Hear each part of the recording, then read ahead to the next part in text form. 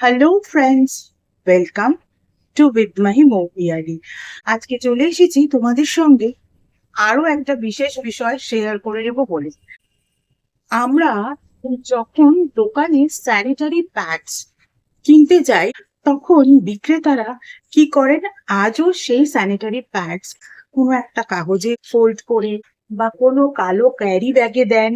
অর্থাৎ সেই দোকান থেকে যখন আমরা স্যানিটারি প্যাডস ব্যতীত অন্যান্য জিনিস কিনে থাকি, সেই জিনিসগুলো তারা যেভাবে ইজিলি আমাদের হাতে দিয়ে দেন, স্যানিটারি প্যাডস এর বেলায় কিন্তু তাদের মধ্যে সেই ব্যাপারটা দেখা যায় না।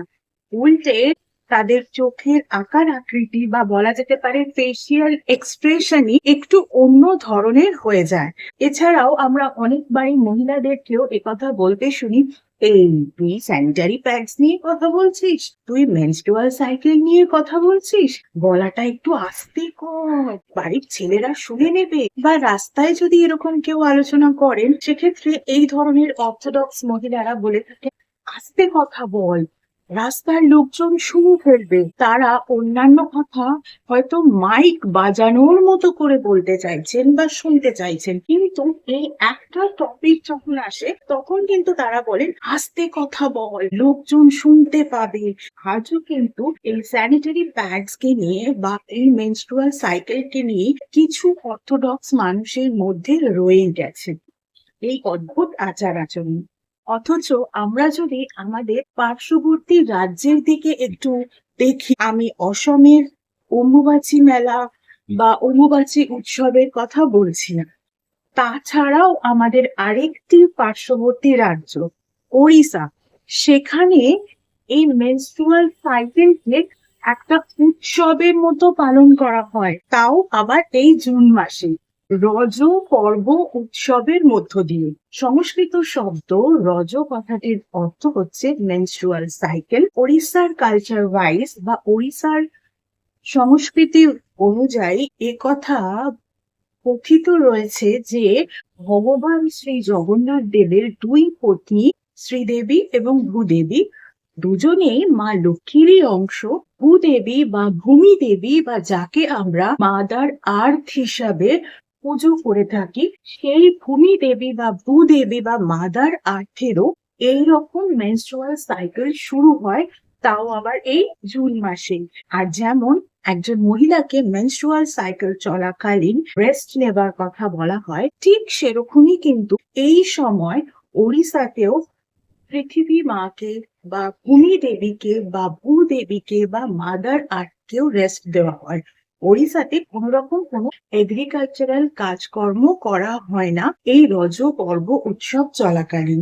ওড়িশার সংস্কৃতি ওয়াইজ রজ পর্ব উৎসব কিন্তু 3 দিনের হয়। শুরু হয় প্রথম রজ দিয়ে এবং শেষ হয় রজ সংক্রান্তি দিয়ে, যেই দিন সূর্য মিথুন রাশিতে প্রবেশ করে। মিথুন কথাটি অর্থ আমরা কম বেশি সবাই জানি যে দৈহিক মিলনের একটি মুহূর্ত।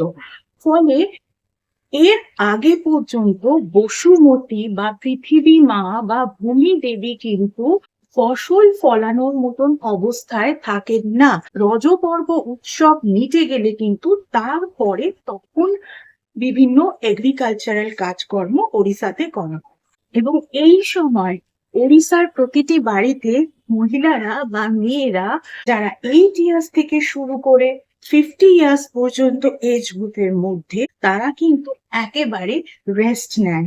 এই সময় তারা খুব সুন্দর করে সাজেন, দোলনায় দোলেন, নতুন পোশাক পরেন। অথচ অনেক রাজ্যেই এই কথা বলা হয় যে এই সময় নাকি নতুন পোশাক পরতেই নেই, কিন্তু তারা পরেন।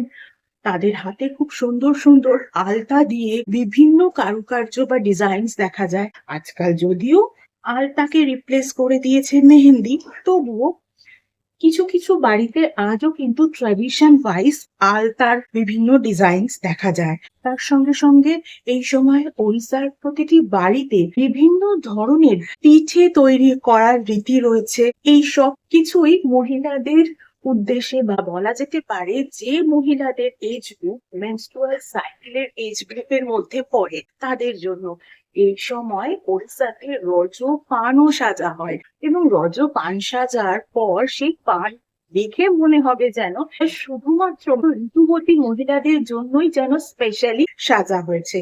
আর তার সঙ্গে সঙ্গে এই উৎসব রজপর্ব বুঝিয়ে দেয় যে পিরিয়ডস বা মেনস্ট্রুয়াল সাইকেল কিন্তু একেবারেই একটা নর্মাল বিষয়।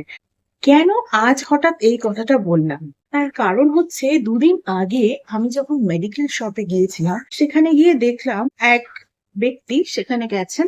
মেডিকেল শপে যারা বিক্রি করছেন তারা কিন্তু প্রত্যেকেই মেল পার্সন। এবার শপে যারা কিনতে গেছেন কিছু না কিছু, সেখানে কিন্তু মেল ফিমেল মিশিয়েই রয়েছে।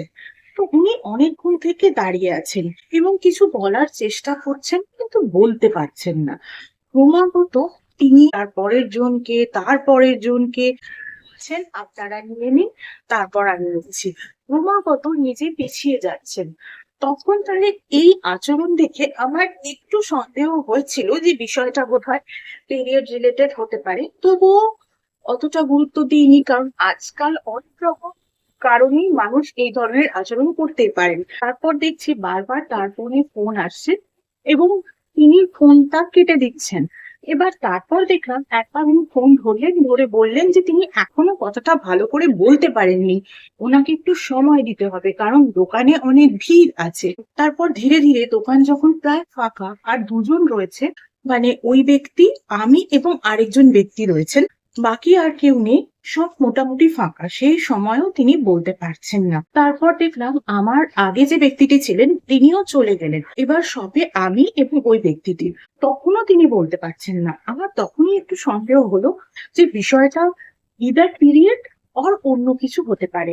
তাও আমি একটু দূরে সরে গেলাম। দূরে সরে যাওয়ার পরেও দেখলাম তিনি কিছু বলতে পারছেন না, শুধু ওপরের র্যাকে যেদিকে স্যানিটারি প্যাডস গুলো রাখা সেদিকে একবার করে তাকাচ্ছেন। তারপর আমার হঠাৎই মনে হলো, তো আমি তাকে গিয়ে সরাসরি জিজ্ঞাসা করলাম যে আপনি কি এখানে স্যানিটারি প্যাডস খুঁজছেন? তখন তিনি আমার মুখের দিকে এমন ভাবে তাকালেন যেন মানে কি বিরক্ত হয়েছেন উনি যে আমি একজন মহিলা হয়ে ওনাকে এই কথা জিজ্ঞাসা করছি, বা অন্য যাই কারণই হোক না কেন ওনাকে এই ধরনের কথা জিজ্ঞাসা করছি। ওনার তো মুখে চোখে বিরক্তির শেষ নেই। তখন তিনি বললেন, হ্যাঁ হ্যাঁ হ্যাঁ ওইটাই আমি খুঁজছি। মানে এমন ভাবে বলছেন যেন এই বিষয়ে কথা বলাতে খুব বড় আপত্তিকর কিছু একটা ঘটে যাবে। তারপর তার কাছে আবার ফোন আসে। তখন তিনি উত্তরে বললেন, জিজ্ঞাসা করছি। এবার আমি কেন এতক্ষণ মেডিসিন শপে দাঁড়িয়ে, যিনি বিল টাইপ করছিলেন তার একটা ফোন এসেছিল, তো তিনি কথা বলতে ব্যস্ত ছিলেন বলে বিলটা মাঝপথে আটকে এবং আমি সেখানে দাঁড়িয়ে। তারপরে সেই ব্যক্তিটি শপের একজন বিক্রেতাকে বললেন যে এর কোনো ওষুধ টষুধ আছে? তো তিনি তো অবাক, এর ওষুধ মানে কিসের ওষুধ, কোনো কথাই তো তিনি আগে বলেননি। তো তখন তিনি বলছেন কিসের ওষুধ? আমি তখন ওনার হয়ে বলে দিলাম উনি স্যানিটারি প্যাডস খুঁজছে এবং মেনস্ট্রুয়াল সাইকেল রিলেটেড হয়তো কোনো পেন বা এরকম কিছু ব্যাপার ওনার বাড়িতে যিনি ওনাকে আনতে দিয়েছেন তার হতে পারে, একটু ভালো করে জিজ্ঞাসা করে নিন, সেই রিলেটেড ওষুধ হয়তো উনি খুঁজছেন। তো সেই কথাটাও তিনি পরিষ্কার ভাবে বলতে পারলেন না। তখন ওষুধ বিক্রেতা বললেন যে এটা তো আমাদের বলতে হবে, আপনি কি ওষুধ চাইছেন, এরকম হঠাৎ করে বললে হবে যে ওষুধ নেই কিনা। তো তখন আমি বললাম হয়তো উনি হেজিটেট করছেন। তখন ব্যক্তিটি বললেন, হ্যাঁ ওই রকমই আর কি, ওই কি সব ব্যথা ট্যাথার ওষুধ হয়, একটু দিয়ে দেবেন সঙ্গে। তখনও তার এক্সপ্রেশন দেখলাম। তারপর ওনাকে জিজ্ঞাসা করলাম, আপনি কি এটা আপনার ওয়াইফের জন্য কিনছেন? তখন উনি বললেন, হ্যাঁ তার জন্য ছাড়া আর কার জন্য হবে। তখন আমি আরো একবার জিজ্ঞাসা করলাম যে আপনি কি প্রতি মাসে কেনেন? তখন উনি আমার দিকে এমন একটা দৃষ্টিতে তাকালেন যেন আমাকে ওখানেই ভস্ম করে দেবেন, আমি যেন খুব ভুল করেছি এরকম কথা জিজ্ঞাসা করে। তাও উনি উত্তরটা দিয়েছিলেন, বলেছিলেন যে হ্যাঁ উনি কেনেন। তখন আমি চুপ করে গেলাম। ওনার ওই দৃষ্টি দেখে চুপ করে যায়নি, আসলে মনে মনে এটা ভাবছিলাম 2026-এ এই সময়েও মানুষ এরকম হতে পারে। তিনি তার স্ত্রীর প্রতিবার স্যানিটারি প্যাডস কেনবার সময় ওষুধ কেনেন, জানেন না কি ওষুধ কেনেন। হতেই পারে অনেকেই হয়তো এরকম ওষুধ ব্যাপারটার সঙ্গে অতটা ওয়াকিবহাল থাকেন না, তিনি অতটা খেয়াল হয়তো করেন না, কিন্তু যে তার ওয়াইফে ক্র্যাম্প হয়, সেই কষ্টটা হয়, তিনি তো সেটা লক্ষ্য করেছেন, দেখেছেন। সেই কথা বলতে এত বিরক্তি, এত লজ্জা, কেনই বা রাগের এক্সপ্রেশন, অদ্ভুত, ভাবাই যায় না। এই বিষয়টা যে নর্মাল, আমাদের পাশের রাজ্যের প্রত্যেকটা পুরুষ এই বিষয়টা জানে, তাই তাদের বাড়িতে আজকে এই উৎসব পালিত হচ্ছে। অনেকের বাড়িতেই এখনো এই ব্যাপারটা প্রচলিত আছে যে এই বিষয়টা মেয়েদের মধ্যে সীমাবদ্ধ থাক। বাড়ির বাবা, কাকা, ভাই, বোন, দাদা এরা জানলে বোধহয় খুব কিছু একটা বিপদ হয়ে যাবে। তাদের কাছে যে এই নলেজটা নেই তা কিন্তু নয়, কিন্তু বাড়ির মহিলাদের সেই সময় এই ফেজের মধ্যে দিয়ে যেতে হচ্ছে, সেটা জানলেই সমস্যা। আমি তো বলবো প্রত্যেকটা সিবলিংস এর এটা জানা উচিত, যারা ভাই বোন, যে এই সময় কোনোভাবেই তার বোন বা দিদিকে সে একেবারে ডিস্টার্ব করবে না। বা প্রত্যেকটি পিতারও তা জানা উচিত যাতে এই সময় তার মেয়েকে কোনো এমন কিছু কাজ করতে বলবেন না যাতে তার মেয়ের কোনো রকম কষ্ট হয়। একটা সাধারণ শারীরবৃত্তীয় প্রক্রিয়া বা একটা নর্মাল ফিজিক্যাল প্রসিডিওরকে কেন নর্মাল ভাবে নেওয়া যাবে না? তবেই না আমরা উন্নত দিনের মানুষ, তবেই না আমরা প্রগতির দিকে এগোচ্ছি। প্রগতির দিকে এগোচ্ছি, অথচ মনে যদি এখনো এরকম অদ্ভুত সংস্কার থেকে থাকে, তাহলে আমরা সত্যি সত্যি প্রগতিশীল মানুষ হলাম কি করে? আমাদের উন্নতি, প্রগতি বা প্রোগ্রেসের যে রিপোর্ট কার্ড আছে, সেই রিপোর্ট কার্ডে কি সবাই নিজেদের নাম্বারকে বাড়াতে পেরেছে? এই সাধারণ বিষয়গুলোকে সাধারণ ভেবে মানিয়ে নিয়ে বোধহয় পারেনি।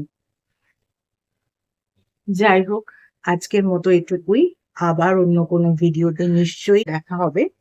Tata, thank you so much.